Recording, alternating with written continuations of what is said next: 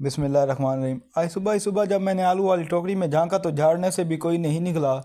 اب سبزی والے کا انتظار کون کرے؟ بچیاں اسکول سے آتی ہوں گی اور آتے ہی بھوک بھوک کا شور مچا دیں گی۔ اب بندی کرے تو کیا کرے؟ نازی ٹھیک ٹھاک محبوب بیوی تھی، وہ جانتی تھی وہ کہنے کی کیا ضرورت ہے۔ بھلا کہتے ہیں ڈھنڈورا تو وہ پیٹے گی جو اندر سے خالی ہوگا۔ سرمد بڑے غور سے سن رہا تھا۔ 5 سال پرانی بیوی کو نائٹ بلب کی مدھم سی روشنی سے بتایا کہ وہ وقت کی نے وہ نازی کا کچھ نہیں بگاڑا۔ وزن ذرا سا بڑھ ضرور گیا مگر باقی ویسی کی ویسی تھی۔ زندگی میں پہلی بار ہی بندی نازیہ احسان پر مر مٹنے والا سرمد آج بھی اس کا گرویدہ تھا۔ چاروں شانے چیتا اور یہ محبت ہی ایسی ہے کہ کبھی کر کے تو دیکھو، تمہارے نام سے جس کو نسبت نہ ہوگی وہ افسانہ ہوگا، حقیقت نہ ہوگی۔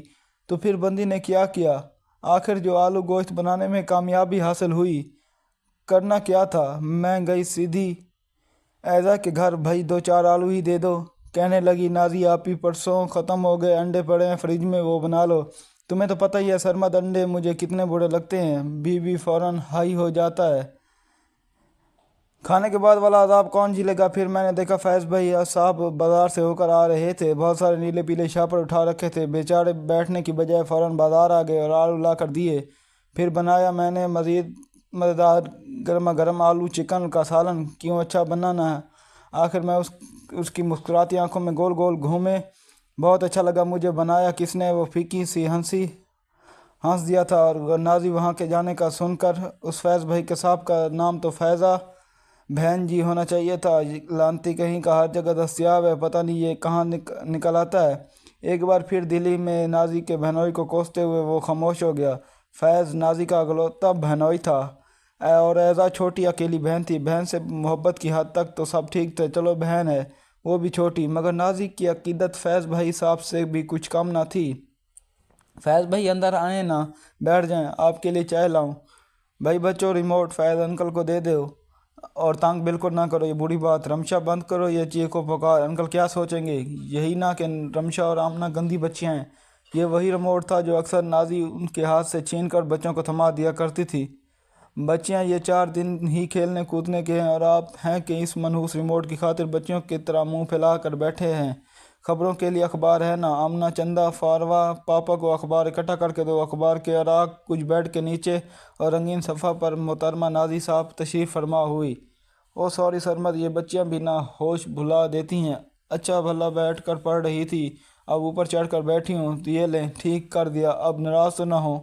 آخر میں نے منہ پھلا کر ناراض نہ ہونے کی فرمائش بھی ہوئی۔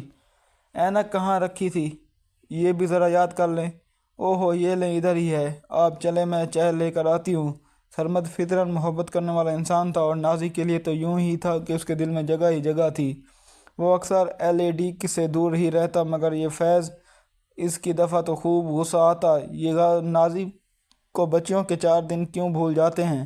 اس دفعہ باتیں تو وہ بھی فیض سے کر لیتا مگر اندر ہی اندر کڑھاتا رہتا۔ نازی بھی کہتی اسے جلن کہتے ہیں۔ سرمد آپ جلا نہ کریں، میں کیا جلتا ہوں؟ اس بات وقتی کا آغاز ہوئے کچھ ہی مہینے ہوئے تھے۔ سرمد کی شادی بڑی مشکل سے ہوئی تھی نازی سے۔ 100 قسم کے بڑے بڑے مختلف کے چھوٹے چھوٹے مخالفت کے باوجود اس نے سوچا تھا تو کر کر دکھایا۔ اس میں نازی کا عمل دخل نہ ہونے کے برابر تھا تو رشتہ دار سمجھ کر مسکرائی تھی اور امی سے بات کر بیٹھا تھا۔ بس یہی مشکلات کا آغاز ہوا تھا۔ شادی کے بعد امی اور باجیوں کا منہ بہت عرصے تک سوجا رہا۔ جب سوجن اتری تو ایک طوفان بدتمیزی کا آغاز ہو چکا تھا۔ ایک طرف سے وہ سب سے چھوٹا امیدوں کا مرکز، بہنوں کا راج دلارا، اسے لعنتی مردوں کا خطاب پانے میں بہت کم عرصہ لگا، اور دوسری طرف نازی وہ بھی تھی انہیں کسی بھی طرح معاف کرنے کے موڈ میں نہیں تھی۔ اینٹ کا جواب پتھر سے آنے لگا تھا۔ اس روز کی چیخ کا نتیجہ علیحدگی کی صورت میں ظاہر ہوا۔ گود میں 2 جڑواں بیٹیاں لیے نازی کے سامان سمیت رخصت ہونے والی تھی جب بڑی باجی فرمانے لگی، ہماری بد دعاؤں کا نتیجہ یہ 2 لڑکیاں ہیں۔ تمہاری دفعہ کس نے بد دعا دی تھی؟ تمہاری اماں کو۔ جواب پٹاخ سے آیا۔ اس عذاب کو کوئی کہاں تک جھیل سکتا ہے؟ آخر اس تماشے کو بند کرو۔ پھر نازی نے فرمائش پر سرمد نے ٹھیک ٹھاک اسی کالونی میں گھر لے لیا جب نازی کی چھوٹی بہن آئزہ ایک گلی چھوڑ کر رہتی تھی۔ آنا جانا اب لگا ہی رہا۔ جب ایک دن اس نے پیار سے نازی کو سمجھایا، نازی میری جان، آئزہ کی حد تک تو ٹھیک ہے مگر فیض تمہارا صرف بہنوئی ہے، اتنی بے تلفی ٹھیک نہیں۔ اوہ بے تلفی کیسی؟ آپ کو عارض بھائی کے ساتھ درکار ہوئی؟ سیدھی بات کیوں نہیں کہتے؟ سرمد تمہیں نہ میں اچھی لگتی ہوں، نہ ہی میری بہن اور نہ ہی فیض تو بالکل میرے ساتھ میرے بڑے بھائی کی طرح ہے۔ ٹھیک ہے ہم دونوں بہنوں کا کوئی بڑا بھائی نہیں، مگر فیض بھائی مجھے اپنی بھائی کی طرح لگتے ہیں، اچھی نہیں لگتی یہ بات مجھے اپنوں کی دفعہ تو۔ اب سرمد نے اپنی بہنوئی اظہار بھائی کو اور سامہ آپا کو آنے سے منع تو نہیں کر سکتا، بڑی مشکلوں سے انہیں راضی کیا تھا، ورنہ وہ تو یہ گستاخی برداشت کرنے کو تیار نہیں تھی۔ بھلا ہوا ماں کا انہوں نے ہی سمجھا بجھا کر انہیں آمادہ کیا، انہیں سرمد اور نازی کے بیچ فساد ڈالنے کی کوششیں ترک نہیں کرنی چاہیے۔ آخر دنیا امید پر قائم ہے۔ وہ صبح بڑے زور و شور سے سیڑھیاں چڑھ کر اوپر آئی تھی جہاں فیض اور عائزہ بیٹھے ہوئے چائے پی رہے تھے۔ السلام علیکم آپا، فیض نے نہایت ادب سے سلام کیا۔ یہ سرمد بھی نہ اچانک ہی سرمد یاد آ گیا۔ سلام کا جواب دے کر وہ ایک کرسی پر ٹک گئی۔ بچیوں کو اس نے ابھی ابھی سکول بھیجا تھا۔ فائز اور عائزہ دونوں ہی اس کا بہت احترام کرتے تھے، اسے بھی ان کے درمیان بیٹھنا بہت اچھا لگتا تھا۔ فیض اٹھ کر چلا گیا تھا اور گرم گرم چائے کے ساتھ بسکٹ لے کر لوٹا تھا۔ بہت شکریہ بھائی، میں نے خود بنا لیتی، آپ نے کیوں تکلف کیا؟